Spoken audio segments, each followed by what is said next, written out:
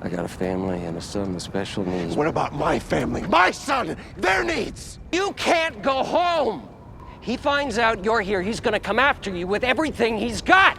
After everything we've done, everything we've been through, I fucking bled for you!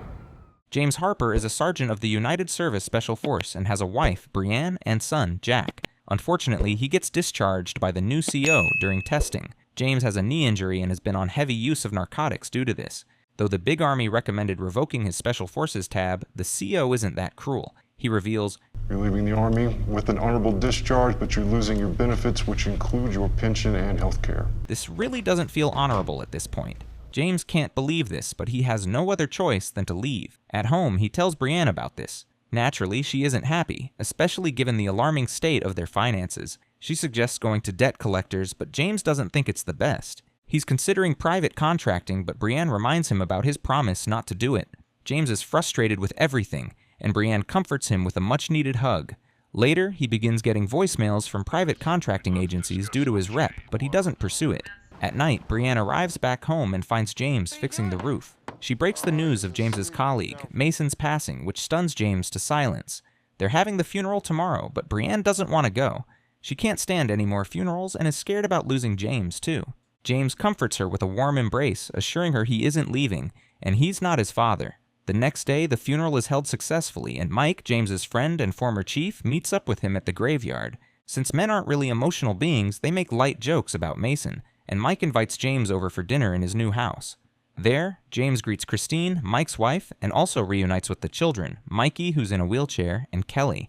During dinner, they share stories of their time together in the field, making everyone laugh.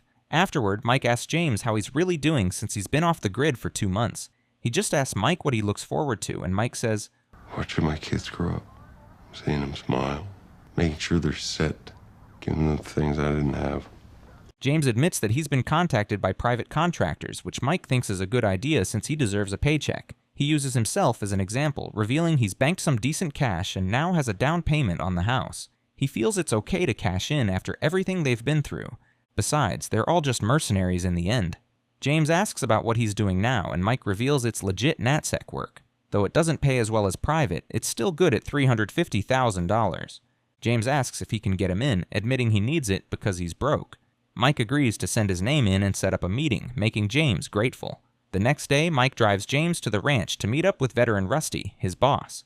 Mike gives them a private moment to talk, and James notices his file on the table. Rusty knows how the Force works, saying, "We gave them our minds, our bodies, and our spirit, and they chewed us up and spit us out, left us with fear, rage, uncertainty, disillusionment, a sense of abandonment, betrayal, and finally, self-loathing and guilt." Rusty knows exactly where James is currently because he was him once. He knows James has options and tells him the top tiers can give him a big payday if that's what he's looking for. However, he reveals that the stink from those kinds of gigs will eventually rub off on him. James asks what he does exactly, and Rusty says it's different. He can give James a real home and honorable work. His team operates with direct presidential authority under Title 50 and deals strictly with matters of national security. In other words, it's a deep black OGA offshoot. James has worked with Title 50 before, and Rusty reveals there's a situation in Berlin that threatens national security. The team led by Mike will be fully black since their presence is not approved. It's going to take 3 weeks tops, and James is down for it. Rusty assures him Mike and Dalton, another team member, will walk him through the paperwork and suggests it will be nice if he brings his family for a friendly gathering when he gets back. In the meantime, he reveals, "Dalton's going to cut you a check for $50K, so you're not sweating them while you're working with us." Making James grateful. He arrives back home and tells Brianne about his new job. Her excitement fades when she finds out the nature of the job, but James assures her it isn't dangerous. He has to take care of his family, so he has to do it. However, Brianne still isn't okay. She points out that he'll miss Jack's birthday, leaving James at a loss for words. It's just in women's DNA to be emotional. Later, James stares at his sleeping son, reminiscing about memories with his father when he was little. The next day, James leaves home for his new job. He submits his weapons and gets on a scheduled flight to Berlin. He then checks into his hotel room, waiting for further instructions. Soon after, Sierra, a woman from the team, comes and begins showing him his assignment. Salim Moshin, age 42, and a professor of virology at a university in Berlin. He lectures there a few times a month, but his primary focus is research work conducted at a private laboratory 40 kilometers east of town. The threat level is bioterrorism, under Category A. Later, with the car made available for him, James goes to stake out Salim. He follows his every move, taking necessary pictures, getting the passcode to the house, and gathering intel. Salim almost catches James in his hideout, but gets distracted by his wife. Afterward, James gets a message on his burner phone instructing him to clear his post. He is given a time, location, and passcode. James arrives at the location at the exact time and enters inside to wait for the others. Hours later, he is woken up from his nap by Mike, and Mike goes over the details of Salim with the team. Apparently, Salim is a Harvard med who received a research grant to study pathogenic influenza viruses in humans, including H1N1 and avian flu mutations. However, his grant was not extended. His family relocated to Berlin, where he continued his research, financed by Farouk, the founder of Al-Dawa, a charity with known links to Al-Qaeda and Syria. Their inside asset has created a layout, and the lab only has moderate security since the guard shack is connected to Berlin police. The plan is to breach in through biometrics with the guard's thumb. Then, they'll conduct a tactical interrogation, contact the higher-ups, and wait for further instruction. Mike shares they'll go back through the woods and points where they'll all link up. Sierra shares that the plane would be ready at Airfield Alpha. With that said, Mike concludes the meeting. They gather up all their gear and weapons and instantly get into the mission. They soon arrive at the lab and manage to subdue the guard without breaking a sweat. As planned, they use his thumbprint to gain access inside the building. Taking note of the time they have, Mike, James, and Dalton quietly move through the lab looking for their asset. They finally see Salim, and he is apprehended immediately. Being just a scientist, he doesn't put up a fight. Well, it's not like he'd have the chance to stand against 3 armed ex-forces men in the first place. James begins questioning him, and Salim reveals he's the only one who has access to the lab. When James mentions the name Maggie Belevsky, Salim confesses she's his research assistant who also has access. James asks who else knows the specifics of his work, and a confused and scared Salim tells him nobody. He asks who they are, but James just keeps on questioning him. He asks about his financer, and Salim admits he's only an investor. James asks where he backs up his work, but Salim is hesitant to say a word. James wastes no time and threatens, There's another team on standby a block away from your family. Cooperate. There is no limit to what we are authorized to do. Salim finally reveals his work is backed up in the computers, and Dalton signals James that they've gotten it. Salim thinks they want money and offers to give them everything he has, but the men are definitely not interested in that. James just blocks Salim's ears with a headset. Mike gets a notification and learns Sierra has just gotten a hit off the scanner. It turns out the police are inbound from Berlin. Seconds after, he gets an instruction from the ranch, and it's Code X. This means they are to clear everyone from the lab and get the asset. Mike reveals it's going to be tagged as an industrial accident, stating the remaining time they have left. He instructs the guys to bag the laptop, loose Salim's cuffs and hood, and leave no trace of their presence. James is left with the responsibility of Salim, and knowing his end is near, Salim begins to beg. He feels everything is a huge misunderstanding, and he is only a man of science. He even pleads that he has a family, but James just prepares the lethal injection. Salim tries telling him he doesn't know what he's doing, begging him to stop. With so much fear for his life, he reveals, The research I'm doing will save millions of lives. Unfortunately, James is immune to his pleas and just tells him to say a prayer if he wants to. Well, Salim doesn't believe in God, only science. He reveals he keeps a copy of all his data in a safety deposit box. He appeals to James's conscience, urging him to get it out because the world would need it. He continues pleading, but James reluctantly injects him and pulls him down, where he jerks from the drugs before losing consciousness. After packing everything, they set fire to the building and immediately get on the move. Sierra arrives with the exfil van, but the team encounters the police before they can get in. A heated gunfight ensues, but Dalton is unfortunately taken down. Some policemen are taken down in the process, but Mike also gets hit in his leg. More contact arrives, and Sierra is shot. They try to capture her, but Mike orders James to take her down. With this done, they continue the gunfight, but the number of men against just the 2 of them isn't in their favor. James helps Mike up, and they make their way to escape inside the woods. They manage to make headway, but the men also follow behind. Soon after, James's knee gives out due to Mike's weight, and he sets him down to rest. Mike tells him to dump the gear and save the drive, which James quickly does. They continue their escape all the way to a nearby sewage drain and successfully lose the men.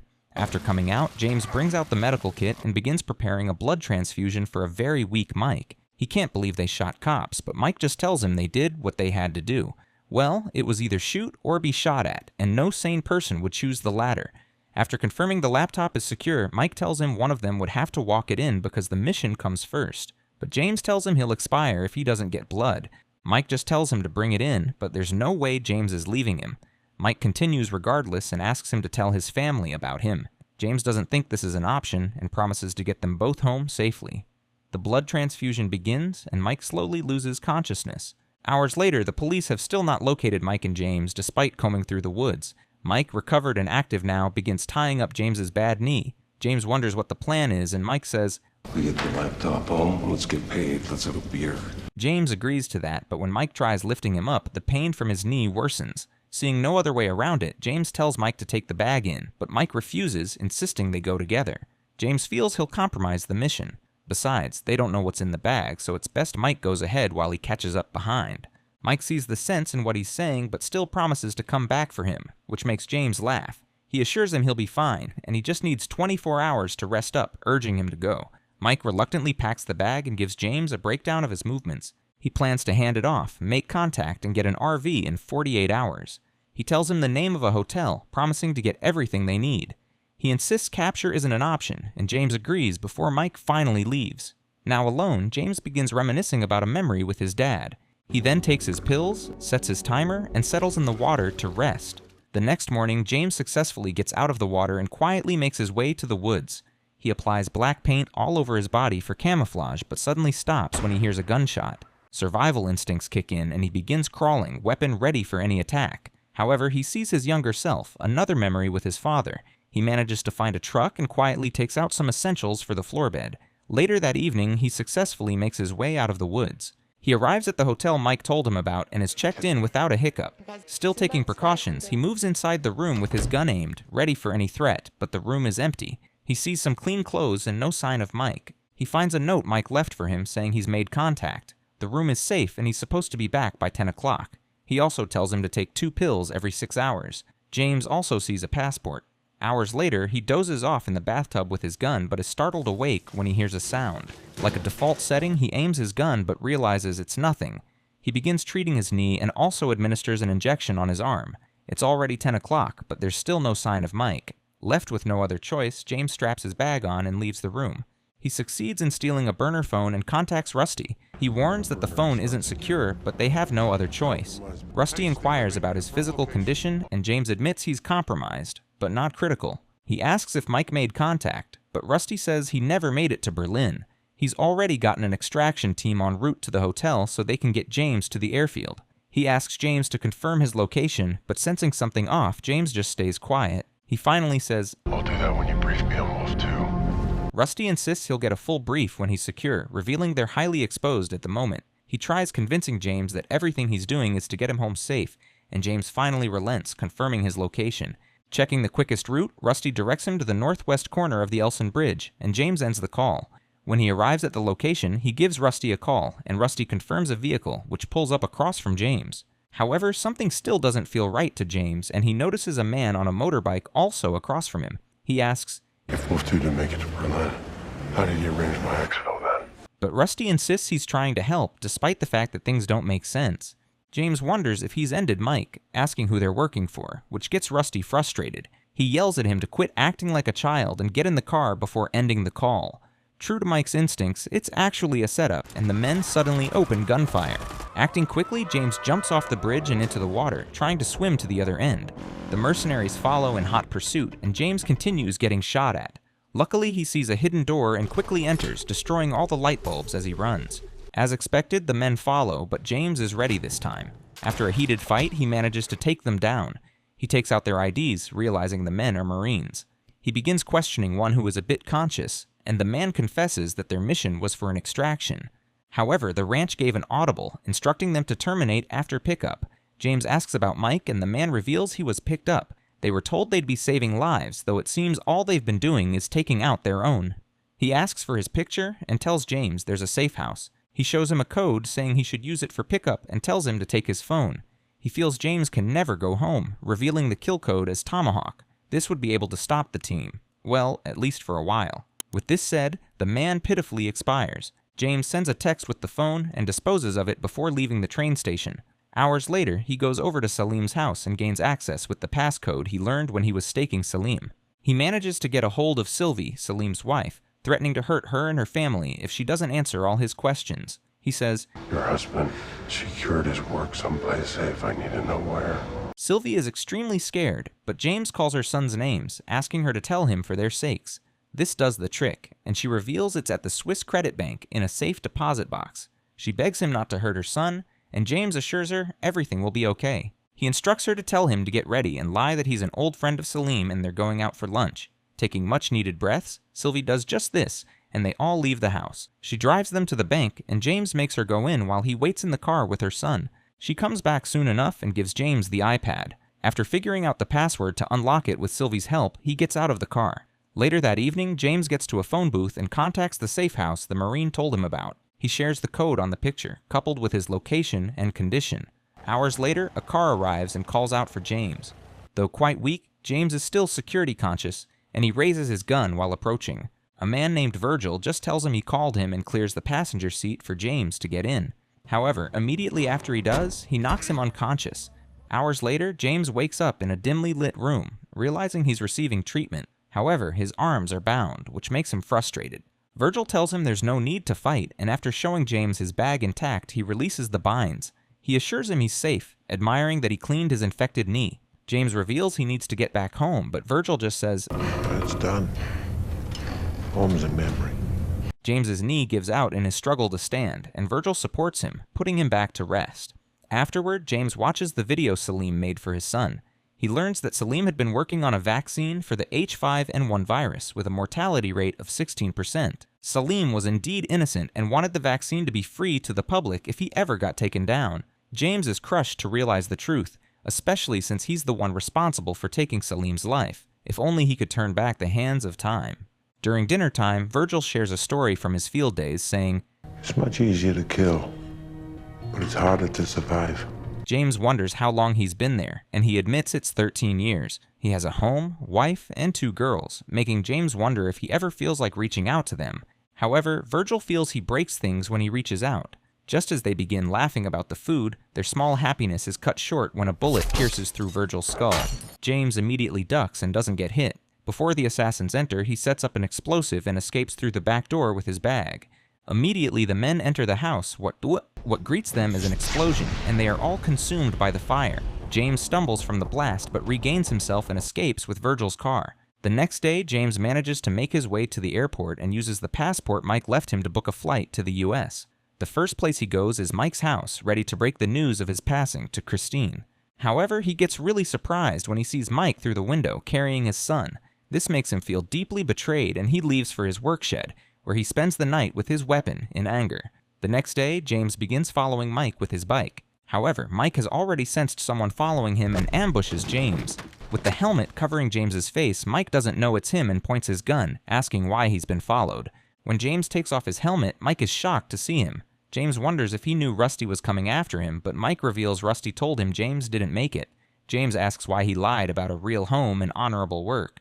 But Mike guiltily admits none of that was supposed to happen since it was a data heist. Mike admits he did it for the huge payday, but this makes James angry. He attacks Mike and seizes his gun, revealing that what they stole isn't data. He angrily says, It's a cure to a virus these fuckers want to release so they can make billions off people suffering. Did you know that? Mike feels he has a family and a son with special needs, but James angrily asks about his own family and needs. Mike reveals Brienne and Jack have already been taken care of with the sum of $4 million. He tells James he can't go home because if Rusty finds out he's around, he'll come after him with everything he's got. Now really mad, James points the gun at Mike's head, feeling betrayed by his friend after everything he's done for him.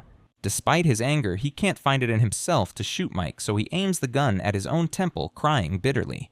Mike apologizes, telling him not to do it, and James eventually brings the gun down. He opens up about his father, revealing he was trained by him to be a ranger. However, when his father was cut loose and cast out by the force, he never came back home. James buried everything his father ever gave him in the backyard and had his own private funeral for him. He admits he swore to never be like him, to never forsake his family. Mike understands but warns that Rusty will come after his family if he finds out about him. However, James just says, There's only one way this ends. And Mike immediately understands he wants revenge on Rusty. Later that evening, they come up with a plan, and Mike drives into Rusty's ranch. Within the blink of an eye, he takes out the guards with some surprise and unexpected shots they were never expecting in a million years and opens the trunk of the car to let James out. A gunfight ensues from the other guards inside the house, but James still makes his way in. Unfortunately, Mike gets shot by Rusty. Meanwhile, James and a guard begin a heated fight in the kitchen. Though wounded, Mike manages to exchange the favor to Rusty while crawling to the safety of the car. James gets the upper hand and successfully takes down the guard. Mike still tries to shoot, but Rusty takes aim from the window and shoots Mike again. He then tries to escape, but James follows him through the house and shoots him. With painful breaths, Rusty reveals he always wanted to go with his boots on, but James doesn't even spare him a second and shoots him straight in the head. Evil people like him definitely don't deserve any special requests. James then pulls Mike to the car and drives off. He tells him, I got a room prepped and ready for you. We're going home, Mike. Mike, though, extremely weak, Mike tells him to put on music. He then asks James to tell his son he didn't pass on in his sleep, and James promises his friend as he watches the life leave his body. The next morning, Mike's car is set ablaze by the side of the road while James walks away, honoring Mike by cremating his body. He returns home watching Jack and Brienne from his car. With a smile on his face, he calls out to Jack, and the family finally reunites. And that is how it ended. If you've made it to the end, hit the like button, comment, and share. Don't forget to subscribe so you don't miss the next recap.